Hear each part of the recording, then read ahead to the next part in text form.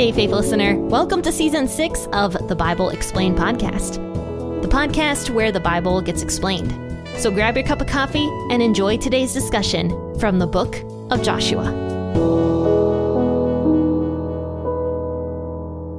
Hey guys, happy Monday. You've tuned into the Bible Explained podcast, and I hope your weekend was absolutely fantastic. And now for the daily weather report from me. Friday was absolutely beautiful where I live, and the weather was just absolutely perfect. Like bright blue sky, sunny, 70 degrees. It was just gorgeous. And so I was enjoying my time with all my windows open, sitting outside, loving it. Hope you guys had a really good weekend as well. Today we're going to get into Joshua chapter 21, and these are all the towns that are given to the Levites. Now, this is something I don't often do, but I'm not going to be reading out of the WEB this morning. I'm going to be reading out of the NLT version this morning. But I do want to talk about the entire chapter. However, I'm only going to read verses 1 through 8 to start.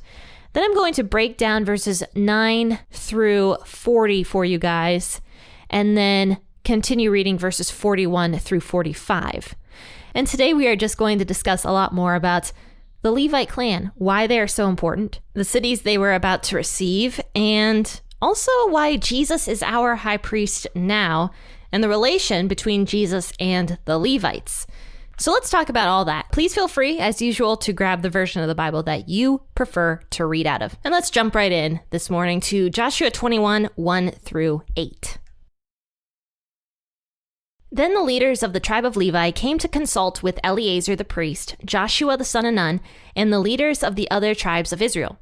They came to them at Shiloh in the land of Canaan and said, "The Lord commanded Moses to give us towns to live in and pasture lands for our livestock."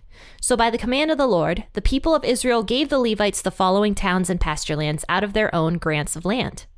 The descendants of Aaron, who were members of the Kohathite clan within the tribe of Levi, were allotted 13 towns that were originally assigned to the tribes of Judah, Simeon, and Benjamin. The other families of the Kohathite clan were allotted 10 towns from the tribes of Ephraim, Dan, and the half-tribe of Manasseh. The clan of Gershon was allotted 13 towns from the tribes of Issachar, Asher, Naphtali, and the half-tribe of Manasseh in Bashan. The clan of Merari was allotted 12 towns from the tribes of Reuben, Gad, and Zebulun. So the Israelites obeyed the Lord's command to Moses and assigned these towns and pasture lands to the Levites by casting sacred lots. So my very first question when I was reading this was, why is this chapter after the chapter we just talked about on Friday?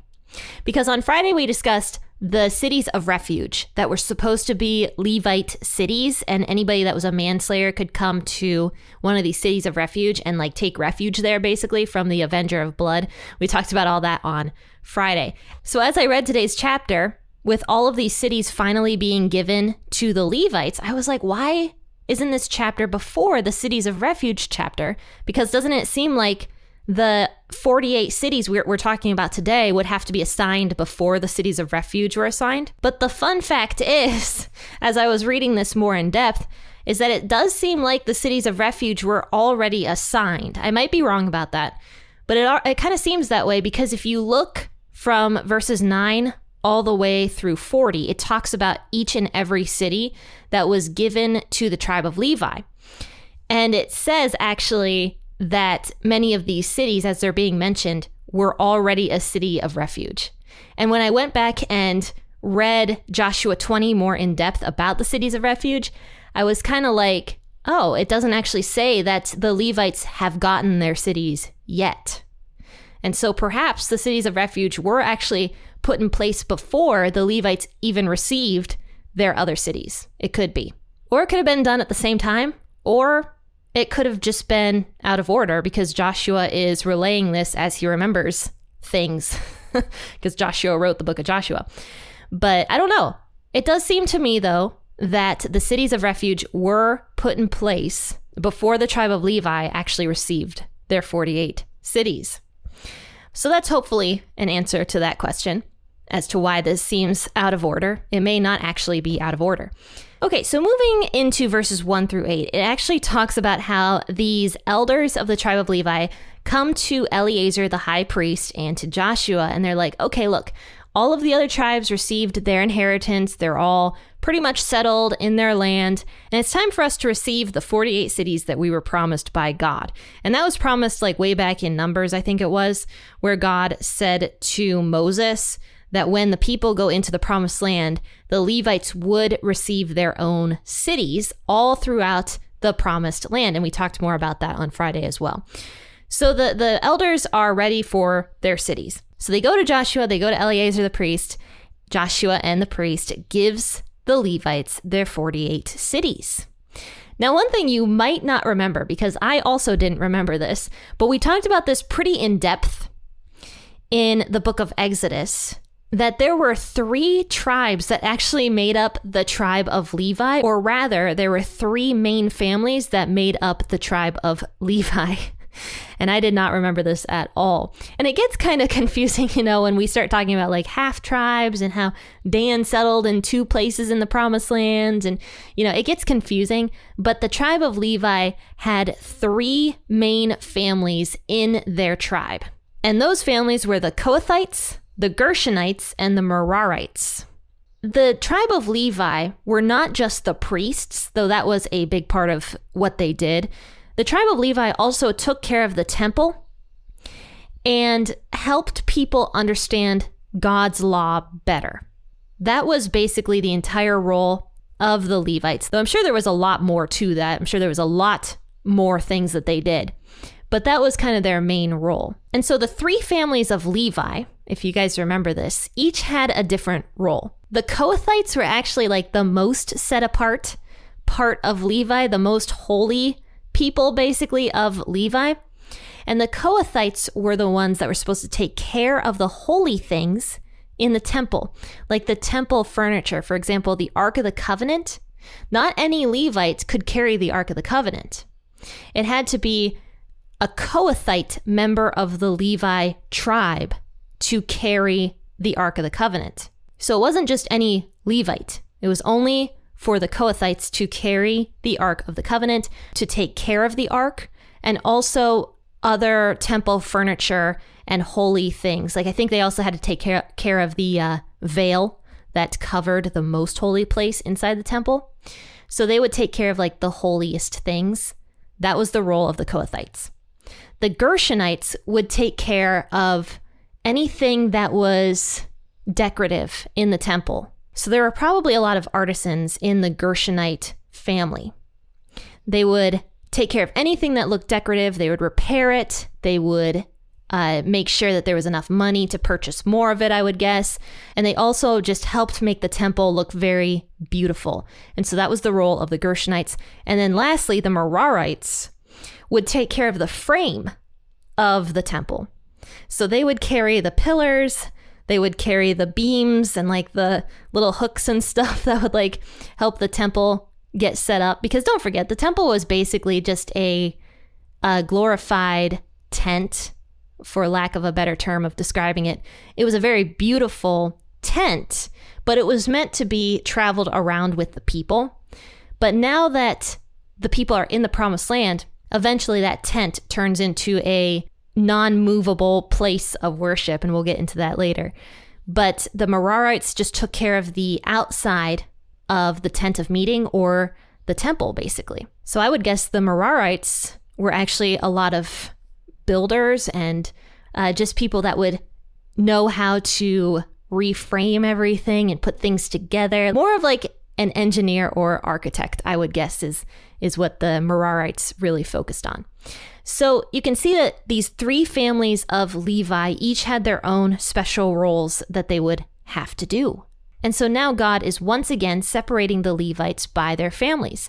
He's separating the Kohathites, he's separating the Gershonites and the Merarites, and they're each going to receive their sets of towns. Now the Kohathites, because a good portion of them were direct descendants from Moses and Aaron was Moses' brother, they actually received twice as many towns as the Gershonites and the Merarites. So once again, it gets more confusing because the Kohathites are once again split into 2.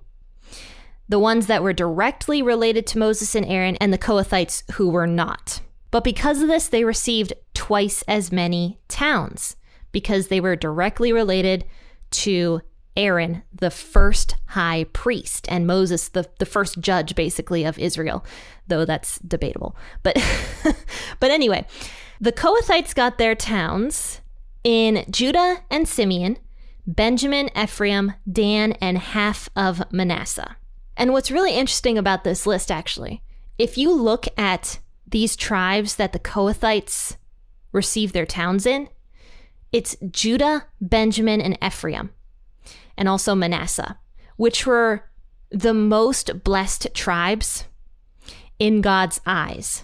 They were also the tribes that were considered to be in line with God's will all throughout the years. Though Benjamin had a weird period for a moment. But the Kohathites received cities in some of the most blessed tribes in Israel. But if you'll notice, when you're looking at verse 23 and 24, the Kohathites also receive 4 towns or 4 cities in the tribe of Dan, which was one of the most cursed tribes in all of Israel. Dan was one of the tribes that helped lead Israel down a path of idolatry. And yet, God has the Kohathites, the most blessed portion of Levi, receive cities in the tribe of Dan.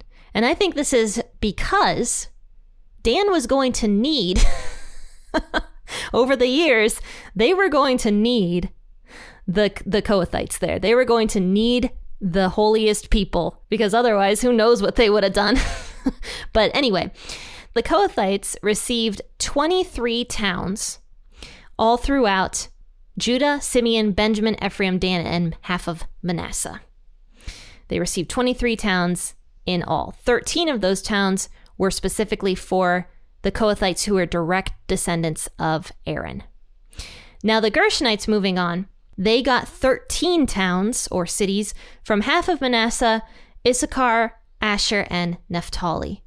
Then the family of Merari received 12 towns in Zebulun, Reuben, and Gad. So Merari, it looks like, got the most towns in the areas that were not technically inside of the promised land, because don't forget that Reuben and Gad ended up living outside of the promised land beyond the Jordan River to the east, if that makes sense. And that's kind of where Merari got their towns. And then at the end of all of this, in verses 41 through 45, I'm going to go ahead and read this. It says, the total number of towns and pasture lands within Israel territory given to the Levites came to 48. Every one of these towns had pasture lands surrounding it. So the Lord gave to Israel all the land he had sworn to give to their ancestors, and they took possession of it and settled there. And the Lord gave them rest on every side, just as he had solemnly promised their ancestors. None of their enemies could stand against them, for the Lord helped them conquer all of their enemies. Not a single one of the good promises the Lord had given to the family of Israel was left unfulfilled. Everything he had spoken came true. And it's really cool that that's stuck at the very end of this chapter. As we're concluding with the divvying up of the land, it says, not a single one of all the good promises the Lord had given to the family of Israel was left unfulfilled. So don't forget that God had promised all of this generations beforehand. He promised all of this to Abraham some 400, 500 years prior to this. And it came true. And Israel was holding on to the hope that someday they would receive their own land for that entire time period. And now the time was right for Israel to take that land for themselves. And they were all good promises. And it says not a single one of all the good promises was left unfulfilled. And that's true, because everything we've read up until now has been fulfilled. Every promise that God gave the Israelites up until this point has been fulfilled. That's why I like to say that the Bible is just all connected so well. It's not just a book full of stories, because no author that wasn't inspired by God could ever get so specific and tell the stories like the ones we read here in Scripture. There's just no author that could possibly get that detailed, that in-depth, and that realistic, not to mention all the history that's thrown in here again and again with all these towns and cities, and how all of these towns and cities continued on for hundreds of years, and some of them to this day still exist. And we even have maps that show where some of these cities existed. And then there's other cities that are being uncovered as well from archaeological digs that are showing the truth of what we're reading here in Scripture. Now, the one thing I really wanted to ask you guys is, we know that the tribe of Levi was the tribe of the priests. And you and I nowadays, if we believe in Jesus, we are considered to be the priests. We are the ones that go into all the world, just like the Levites did, and spread the gospel to every creature, just like the Levites spread the law to the people of the promised land. But Jesus is our high priest now. So here's the question I have for you guys. Jesus was not from the tribe of Levi. So how can he be the high priest when we have already established that no one could become a high priest unless they were from the tribe of Levi? But Jesus was from the tribe of Judah. While you're thinking about that question, there's a prophecy I want to talk to you about from Psalm 110. It says, "The Lord said to my Lord, sit in the place of honor at my right hand until I humble your enemies, making them a footstool under your feet. The Lord will extend your powerful kingdom from Jerusalem. You will rule over your enemies. When you go to war, your people will serve you willingly. You are arrayed in holy garments, and your strength will be renewed each day like the morning dew. The Lord has taken an oath and will not break his vow. You are a priest forever in the order of Melchizedek." So this is the answer to that question I just gave you. Jesus is not from the tribe of Levi, but can still be a high priest because he's from the order of Melchizedek instead.